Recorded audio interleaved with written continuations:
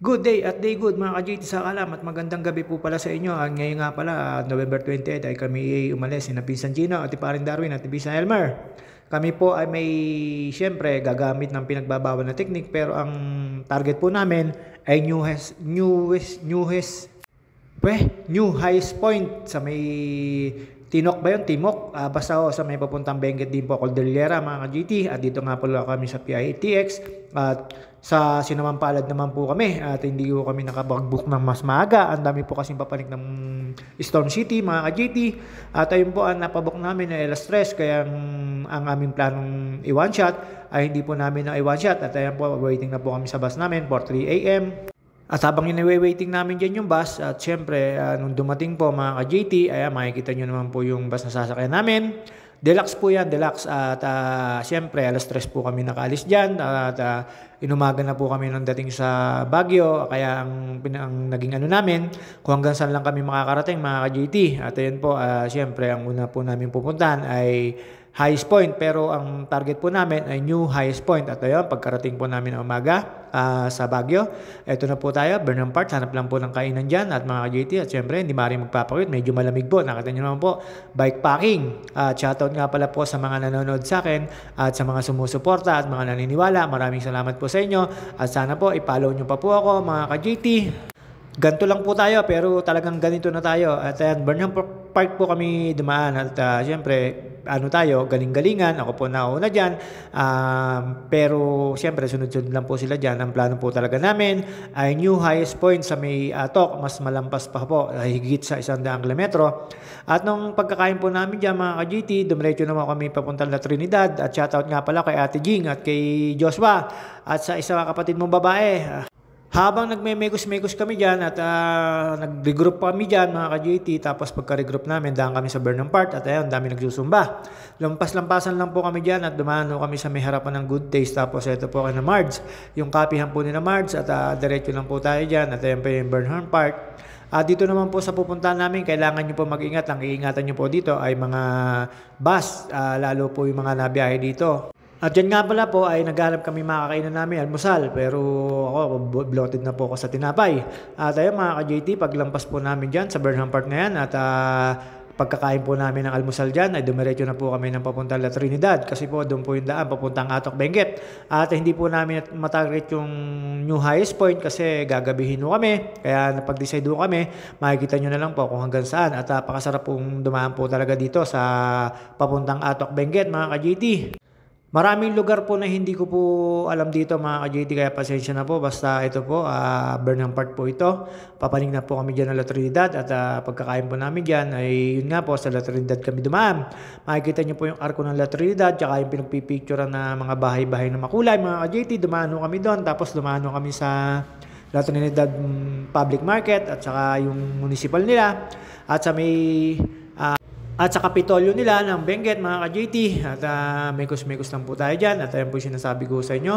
Papaling na ho kami dyan ng papunta na ho kami La Trinidad. Ayan po yung tulay na unan yung papanikin. At syempre dito na ho kami dumaan. Pwede naman po ang bike dyan. Marami pong sasakyan dyan. At one way naman po yan mga ka-JT. Kaya po kami pwedeng dumaan dyan. At hindi naman po pinagbabawal yan. At pagbaba po namin dyan, pala Trinidad na yan. Ayan, nakita nyo po yung mga ano yan. Bagi pa rin po nakakasakop dyan. Pero nasa kabilang side po yan mga ka-JT. At dito po nakatira yung pinsan Joshua ko. Joshua, shoutout sa iyo. Hindi ka namin napuntahan kasi papunta kami ng Atok Benguet. Kaya Ate Jing, hindi ko alam kung saan yung Ambuklaw. Sana madaanan namin. At yan, pababa na po kami nung tulay. At ito na po, padiretso na po kami ng La Trinidad mga ka-JT. Lampas din po kami ng La Trinidad. At yung kanilang Kapitolyo ng Benguet, lampas din po kami at marami po kami nilampasan dito mga ka-JT at napakahaba po ng inaahon dito.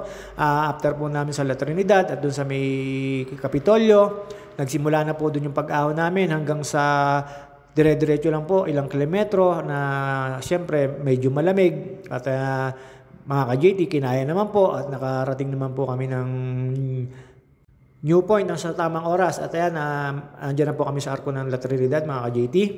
Dire-diretso lang po tayo dyan at wala naman po tayong ikaliligaw dyan at wag lang po kayo kakaliwat kakanan basta sundan nyo lang po yung biyaheng papuntang Hindi ko po alam kung saan po yung Timok. Basta may mga biyahe po rito, Pasagada. Dito rin po pagkakalang ko Sagada at kay Wangud mga ka-JT. Dito po ang iingatan nyo naman po rito sa Mela Trinidad na to ay mga pampasaherong jeep. Siyempre, hindi ko po alam kung bakit. Doon naman po sa may papuntang tawag dito, Atok Benguet, ang iingatan nyo naman po yung mga bus at saka yung pamaya. At ito po, pumasok po kami din sa papicture na to na makulay na mga bahay dito. Na trending po ito kahit saan. Basta pag pumunta ko kayo ng Baguio, kailangan nyo magpa-picture dyan. At pagkatapos ko po magpa-picture dyan, dire-diretso na lang po kami mga ka-JT. At siyempre, may kus lang po tayo dyan. Kinunan ko ng mga picture ng mga kasama ko dyan. Ang kasama ko nga pala po dyan ay Pinsan Elmer, Pinsan Kino, si Paring Darwin. Apat po kami. Siyempre, gumamit po kami ng pinagbabawal na teknik. At ayan po yung sa may bahay-bahay na yan. Ano po pala yan? Sapa po pala yung baba na yan. Hindi ko po alam kung malinis yan o marumi. Basta nakita ko lang po yan. Namago sila. After po namin mag-picture doon, dire-diretso na po kami papunta La Trinidad. Dito po sa La Trinidad, ayan, nakita nyo naman yung public market nila. Dito po yung bagsakan ng mga gulay. Pag ako napunta ng Baguio, dito po ako nabili. Mas mura po dito at mas marami po mabibili dito. At saka, hindi naman po pare-parehas ang presyo nila mga ka-JT kumpara sa palengke ng Baguio. At ayan, pakit-pakit pa. Maya-maya na, bloated na sa pagkain at sa tubig mga ka-JT. Parte na po ito ng school ng La Trinidad. Hindi ko po alam kung anong tawag doon sa school na yon. Tapos lumampas po kami dyan sa may munisipyo nila at doon sa nga po sa may Kapitolyo ng Benguet. Doon po kami dumaan. Pag nakita nyo po yung Kapitolyo, manganganan po kayo. Papanig na po yun papuntang Atok, Sagada, kay Wangud, Timok, lahat to. Marami pong dito, marami pong pupuntahan mga ka-JT. At lalampas po tayo dito sa may Strawberry Farm. Pag nakita nyo po yung Strawberry Farm, diretso po tayo. Ayan, yung school na sinasabi ko. Dito naman po may bike lane. Kaya lang po, syempre, nagigit-git kami kasi nagbababat, nagsasakay. At ikaw na lang ang magbigay. Kasi ride lang naman po tayo sa mga lahat ng mga nakabike. Pagbigyan na po natin yung mga dimakina kasi hindi naman po tayo ubra pag nasagasaan tayo niyan. Siguradong may pagkakalagyan. Ayan po yung Strawberry Farm. Basta diretso lang po tayo pag nakita nyo yung Strawberry Farm. Pag nakita na po yung Strawberry Farm at yung school na yan, dire-diretso lang po tayo dyan. Ang tinutumbok po nito ay yung Kapitolyo po ng Benguet, mga ka-JT. Pagdating nyo po sa Kapitolyo, kanan po kayo, papunta po na Atok at doon po magsisimula na po yung pag-aahon nyo kung kayo nakabike. Sa mga nakamotor, ang dami po nagmumotor dito, ang dami rin pong private vehicles, pero ang iingatan nyo po rito ay yung mga pampasaherong bus at yung mga van at lalo po yung mga kargadong panggulay, yung mga kargadong pang ng pananim nila, mga ka-JT. At ayan po, sinasabi ko sa inyo, makikita nyo na po dyan yung pag-right turn ko, ayan po yung Kapitolyo nila. At mga ka-JT, papasok lang po tayo dyan pa kanan tapos medyo nakahanap na kami na dyan kami dyan ng encounter ng katrapikan. At mga ka-JT, basta dito po ingat-ingat po kayo. Ito na po, dito na po magsisenaryo yung pagpadyak kung kayo bikers. Kung mga nakamotor naman po kayo, syempre hindi naman po kayo mahirapan dito. At ayan ang unang bungad nung nag-aahon na kami na mild lang dyan pero napakahaba ang ahon niya mga ka-JT. Pambungad lang po yan yung nakikita nyo yan. Pero napakalamig po rito. Nakita nyo, naka-long sleeve po ako. Pero pinapawisan po ako dyan sa ahon, mga ka-JT. Higit ba naman 50 kilometro na 10 kilometro lang ang lusong, puro ahon na. Tapos napaka-sikip pa. At yan, dito na po yung kalsadang sinasabi ko na mag-iingat po tayo, mga ka-JT. Basta palagi nating panatiliin na nasa tabi tayo at pagbigyan po natin sila kasi kargado yung mga sasakyan nila at saka isa pa nabiyahe po sila.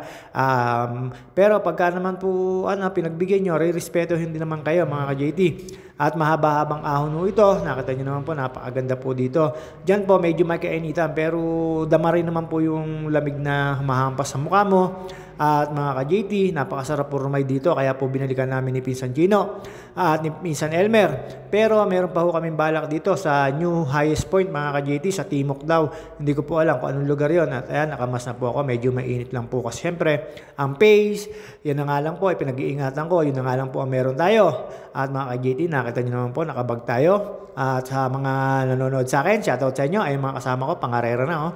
Pako lang po kasi nauna dyan kasi ako po medyo nakakaalam ng lugar pero hindi ko naman po pinagmamalaki. Basta napupuntahan ko lang po ito tapos natatandaan ko na. At ayan mga ka-JT, ahon yan. Tapos lusong, kurba, basta pagkakairaray dito. kakayanin naman po basta ano lang po kayo, mag-ensayo kayo tapos sa mga ka-JT. Hindi naman ho ganun kahirap kasi yung init po ay hindi nakakalaspag, gawa po napakalamig. At napakasarap po dito lalo pagka nadampasan nyo na po yung sa may boundary na po ng Atok. Nandun na po yung magagandang view mga ka-JT, lalo sa viewpoint.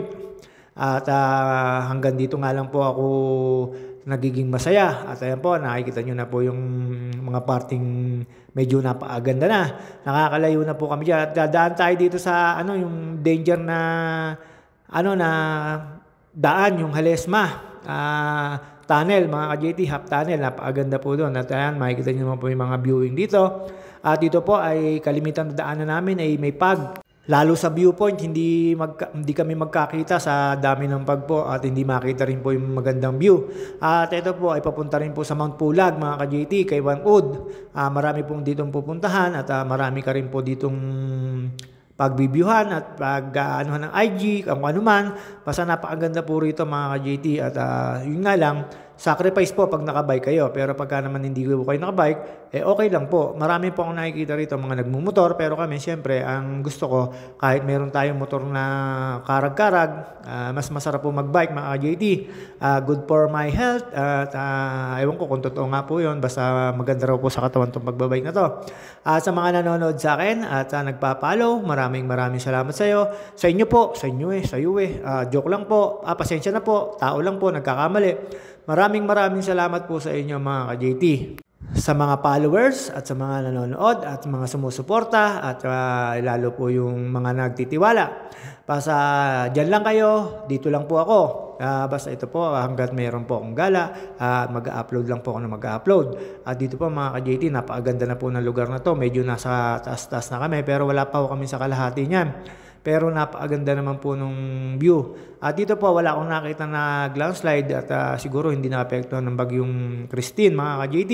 Basta ito po, shoutout nga pala kay paring Nuno, Luzon Nuno, paring Joel, ayun, binati ko po siya. Siya po nagtanong sa akin kung saan daw ang ride namin. Sabi ko, Baguio. Sabi ko, gagamit ng pinagbabawal na teknik. At yung aking kinakapatid na si Wilma Chologo, Luzon, shoutout sa inyo. At yun, isang ang JT, ayan, pahinga ho kami, medyo nakaka-1-4 na po kami dyan. Nakita nyo naman po, kain po ng saging kami dyan na bumili po si Pinsa Elmer dyan habang nagpapahinga kami dyan at nagtatawanan kami. Kailangan namin ng mga determinasyon at yun, gumit na po ako at siyempre isang A dyan mga ka-JT. At bagong gupit po yan. Tapos pagkapahinga po namin yan, dire-diretso na po kami dyan. At syempre medyo nakakaramdam na kami ng pagod dyan. Ayan si Pinsan Gino, panay ang kain. At pagkatapos nga po namin magpahinga dyan. At saka kami rumatsyada na. At sa mga magra-ride po rito, lalo't nakabike, ang isa lang mapapayo ko sa inyo kasi medyo malalayo yung bilihan ng pagkain. At kalimitan, walang rep. Iinumin nyo po ng natural po yung mga bibili nyo soft drinks or anumang inumin. Mapapayo ko lang po sa inyo ay magdalaw kayo kahit dalawa pong lagay ng tubig nyo para hindi po kayo mahihirapan kasi medyo malalayo po talaga. O kaya malaking battle cage. Sorry po, naiulit ko lang. Malaking battle cage ang dalay nyo kasi talagang kahit po napakalamig, kailangan nyo po nagreserba ng tubig at nakaka-dehydrate pa rin kasi kahit po napakalamig dito ay pagpapawisan po kayo kagaya na nangyari sa akin. Sobra po pawis ko pero napalaki naman po ng battle cage ko. At makahabaan po ito, ilang oras din po namin tinarada. Malis po kami ng Baguio City alas 8 o alas 9, nakarating po kami dito ng mag-aalas 3 mga ka-JT. Chill ride lang po yon at wala na po kami hinahabol na tawag dito na oras kasi ang balak namin, kinabukasan namin pupuntahan yan New High Point mga ka-JT. At dito lang po kami sa New Point at mga ka-JT, dire-diretso lang po ito at wala naman po kayong lilikuan at wala naman kayong kakaliwan at kakananan kaya kung kayo pupunta po rito, papuntang Atok, papuntang Mount Pulag ay hindi po kayo maliligaw. Ayan, gumaganda na po yung mga view rito mga ka-JT tsaka sumosobra na po ang lamig tapos dumadaan na po kayo sa lugar na ayan, ganyan. Pagbigyan nyo lang po sila at syempre tumabi ka at sila'y bumibiyahe. Tsaka yung mga bus, ang ingatan nyo po rito yung mga bus. Nung nasa parting taas na kami, muntikan na po isang kotse. At shoutout nga pala po kay Edwin Inolba at kay Soiti Manalo at kay Ate Sian at kay Ginginir Dana May Baluyot. Shoutout sa inyo. Kay Boss Liam, kay Kian, kay Vincent, kay Veterans, ang mga Patutut Boys at ayun po mga Romy Attack. At shoutout din kay Cheese Patananayan, Iwok, aka Iwok at kay Toby Ginar sa mga hindi rumerekta dyan. At yung mga Mansari nyo kay Paring Topper, shoutout sa iyo. At sa lahat ng tropa natin, sa mga taga-Pansol. At dito po, ayan, nakita nyo na po, gumaganda na po kasi yung mga view. Nakikita nyo naman. Lalo po sa personal yan, napakasarap tignan po, napakasarap damayin. Lalo yung lamig ng ambience sila. Yung po yung dumadampi sa yung hangin. At ayan, inabot po namin yung tigil lang po kami dyan, tumambay-tambay po kami dyan. Siyempre, nakatuwa po na may mga ka-JT. Isang A nga dyan. Hindi, wag na, ayun, umay. At mga siyempre, ututo yan. Para yan yung kumari niya. At mga ka-JT, medyo nilalamig na po tayo dyan. Pero siyempre, chill-chill lang po tayo. Inaantay ko po sila dyan kasi sabi ko, doon lang po tayo sa may magandang view magpahinga. Inaantay ko po yung mga kasama ko dyan. Tapos nakita nyo naman, full battle gear tayo kasi medyo malamig na yan. At shoutout nga pala po sa mga nagbigay sa akin yan, yung long sleeve na yan, yung kulay blue na yan. At tapos po may mga nakasalubong ko kami dyan mga bikers, ayan, si Pinsan Elmer, tapos si Pinsan Chino at si Paring Darwin, pahinga lang po kami dyan. At may nakasalubong po kami dyan mga bikers na galing din po sa Atok na naunan sa amin. Siyempre hapon na po kami na kapanit dyan mga ka-JT, pero sulit naman po at pwede naman pong dire-diretsuhin yan, basta kailangan nyo na ho ng pahinga, magpahinga lang po kayo. Mahaba-haba pa ho yan, na wala pa ho kami sa kalahati niya, nasa 3/4 pa lang. Hindi po, joke lang po, nasa kulang-kulang kalahati na po yung nararide namin, pero tagak-tak po pawis namin dyan, kaya kailangan na po na magpahinga. At buti na lang po ay malamig dyan, hindi po tawag dito, nakakalaspag. Ang init po kasi sobrang nakakalaspag yan mga ka-JT. At mekos-mekos lang po kami dyan. Habang nakatambay kami dyan, nagkukwentuhan kami ni na Pinsan Gino at yun, nagpicture-picture kasi nakita namin sobrang lamig talaga at sobrang pag na yan mga ka-GT, halos hindi kami magpangita dyan. Yung iba po, hindi ko na nakuna kasi siyempre excited at sobrang lamig po dyan. Tapos dire-diretso lang po tayo dyan. Ayun nga, dadaan kami dyan sa Halesma Highway, yung half tunnel na bato. Ayan, picture lang po tayo mga ka-JT. At after po nun, ayan, dinaanan po namin yung mga pag na yan. After po namin magpahinga doon. Siyempre, pinipil lang po namin dito at matagal na uli kami makakabalik dito. Pero nung last year, napanik na po namin to at niride po namin itong 3. Ngayon, 4 naman po kami. May nakita po si Pinsan Chino na New Highest Point, ay doon ang pupunta namin. At hindi po namin na one shot kasi tanghali na po kami nakarating dito at tanghali na rin po kami nakalis ng Storm City. Ayan, makikita nyo po rito kung bakit puro FX. Napakalakas po kasi ng makina nila dito. At makikita nyo po rito, lagi ay puro FX ang mga sasakyan, pangkaraniwan ng mga mamamayan dito. Pero may mga sasakyan din naman po magaganda. Siguro kasi di turbo po yun At after po namin makaride ng ilang kilometro at ito, pahinga na po tayo at ayan po yung nakikita yung view sa pinagkapihan namin at ayan po yung papanikin namin, ayan yung nasa kanan na yan mga ka-JT, papanikin po namin yan.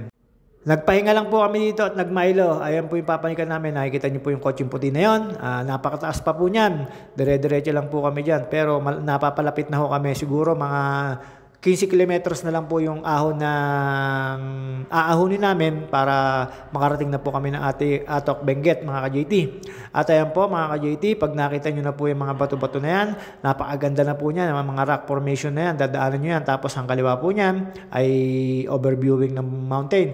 Pag nasa kaliwa naman po yung mga rock na yan, sa kanan naman po makikita nyo yung Mount Pulag, yung overviewing na bundok mga ka-JT, hindi ko lang po alam kung anong bundok yung pagkakalam ko, Sierra Madre po yung kabuo na yan mga ka-JT ewan ko kung tama po ako, pagkakalam ko po ay Sierra Madre yan. Napakasarap pong pumunta rito at mga ka-JT, ang dami pong umo-overtake sa amin dyan ng malalaking motor, mga sasakyan at lahat, makikita nyo po rito. Kaya lang po yung kalsada, lagi nyo po may makikita parang dugong kulay pula kasi makalimitan po rito ay nagnganga. Ewan ko lang po kung anong tawag dun sa apog na yon, pero ang tawag sa amin noon, nganga. Ewan ko lang po dito kung anong tawag po rito sa Benguet mga ka-JT. At yun nga po, kakada makikita nyo sa kalsada, may mga parang dugo, kulay pula, pero yun po yung pinagduduraan ng nganga. Hindi ko po alam kung para saan po yung nganga. Ang sabi, nakapagpainit daw po ng katawan. Napakalamig naman po talaga dito. Ayan, nakita nyo na po, mga ka-JT, pagod na. At nakita nyo po yung overviewing na yan, no? Napakasarap po, pero syempre nakakapagod po yan mga ka-JT. At after po natin maahon yan, ito na po kami sa kabila. Ayan na po yung sinasabi ko sa inyo na napakaganda talaga. Ayan na po yung makikita nyo na po dyan yung Mount Pulag kay Wangud. At may pupuntahan po kami dito na medyo malayo pa. At marating na po namin yung Atok at syempre punta lang po kami sa viewpoint at after po namin magpunta sa viewpoint mga ka-JT, ayun nakita nyo naman po ang ganda, blue. Wala pa po din yung mga ulap-ulap, yung mga pag, lalapit pa po tayo dyan. At yun after po namin makapunta ng viewpoint at nag-decide na po kami maghanap ng mga matutulugan dito at yun naman nakakakita kami ng tulugan mga ka-JT at safe na safe naman. Ewan ko lang yung bike namin nasa baba, bahala na po siya. Ang una naman po mawawala ay yung kay paring Darwin kasi yung unang kanya nasa bungad. At after po natin makita yung magandang view na yun mga ka-JT, didiretso ho kami dyan sa Atok at dun kakain. At after po namin sa Atok Municipal, dumiretso lang po kami sa may viewpoint at ilang kilometro pa po mga ka-JT. Pero ayan po yung dadaanan nyo dito. After nyo po maahon yun, lalapag na po kayo dito. Ayan na po makikita nyo. Tapos matadaanan nyo po itong Halesma Half Tunnel. Napakaganda po rito kaya ayan nag-video ako at papasok po ako sa ilalim ng Halesma Half Tunnel na mga ka-JT. At ayan nag-picture din po kami dyan mga ka-JT. Tapos syempre tuwan-tuwa po ako, nakabalik na naman po ako ngayong year na to. Last year po syempre hindi ako nakapag-video ng ganyan at nakita ko naman walang mga sasakyan. At pasalamat po ako at naka-tiyempo ako ng mga walang sasakyan. At dyan na lang po nagkasasakyan sa dulo na. At after po nun mga ka-JT, ayun na po yung makikita nyo na overviewing dito. Hindi ko kayo magkakandamayaw dito sa pagtingin at pag-feel ng hangin, sobrang lamig. Napakasarap po ride talaga dito sa mga ibang rider po na galing dito na napapanood ko. Hindi man po ako nagko-comment pero pinapanood ko at masarap naman po ma-experience talaga dito. Si Kuya Carl, yung taga Masilib yan, taga Sokol, ilang beses din po siya pumanik na rito. At ayan mga ka-JT, nakita nyo naman po yung bulubundukan na yan. Mamaya medyo lalapit po tayo dyan pag nasa viewpoint na. At after po natin mag-ahon dyan, may ilang kilometrong aahonin pa po yan papuntang Atok mga ka-JT. Yan, si paring Darwin na po yung nasa likod ko at medyo naiwan na yung dalawa. Siyempre sa kalsada naman po ay iba-iba rin po tayo ng diskarte. At ayan, inantay po namin sila dyan at nagpahinga lang po kami. Tapos sa mga ka-JT, nakita naman po yung overviewing na yan. Sa baba na yan, puro gulay po ang nakatanim. Nakakatawa po, hinaharvest yung repolyo. Favorite ko po yan, repolyo. Lagi po akong si gulay lang. Tapos may mga iba pang gulay, mga ka-JT. At nagtatanim po yung iba dyan, nasa may baba, hindi lang po pansin. At ayan, overviewing po yan mga ka-JT. At after po nun, syempre, ito Atok Benguet na yan. Ayan po yung pinaka-probinsya nila. Ayan po yung pinaka-town mga ka-JT. Dumire-diretso lang po tayo dyan. After namin kumain dyan, naghanap po kami ng kainan dyan na sobrang dami ng servings. 85 pesos lang. At ayan po yung Atok na town mga ka-JT. Pasan po natin dyan para makarating po kami sa may viewpoint. At doon nga po, dumire-diretso lang po kami dyan. Siguro may 2 o 3 kilometro pa na straight na paahon. At after po namin makaahon dyan, at syempre lusong-lusong na mga ka-JT. Ayan po yung makikita nyo. After po makaahon doon po sa may Atok town. Dati po medyo masikip po yung kalsada na ito. Ngayon medyo napakaganda na po ng kalsada ngayon. Medyo maluwag na. Tapos ang dami na po namin nakasabay dyan ng mga nakamotor. At ayan, nakita nyo naman po, nagpalit na po ako ng damit dyan. Kanina kulay blue, ngayon kulay pink na kasi basang-basa na po sa pawis at napakalamig na po dyan. At mga ka-JT, syempre hindi naman tayo kagaya ng isang Majonda dyan na taga Miramonte, naginawin. At ayan, chill-chill lang mga ka-JT. At habang nagra-ride kami dyan, pagka natigil kami sa pagpapahinga, puro lang kami tawanan, lalo po si Pinsa Elmer. At ayan, makikita nyo na po, lumapit na po tayo sa viewpoint mga ka-JT. At ang dami ko po nakasabay dyan, medyo hapon na po yan. Siyempre nag-chill-chill na kami. Kuha nang hindi nga kami makakadiretso, hindi namin mawa-one-shot. Alanganin po yung bus na sinakyan namin mga ka-JT. At after po nun, lumusong po tayo at ito na po, makikita nyo na po dyan yung pinaka-marking ng viewpoint mga ka-JT. At may 7,000 ba? Ayan o, 7,400 feet. At after ko po dyan mga ka-JT, syempre tinuro ko lang po yan, highest point na yan.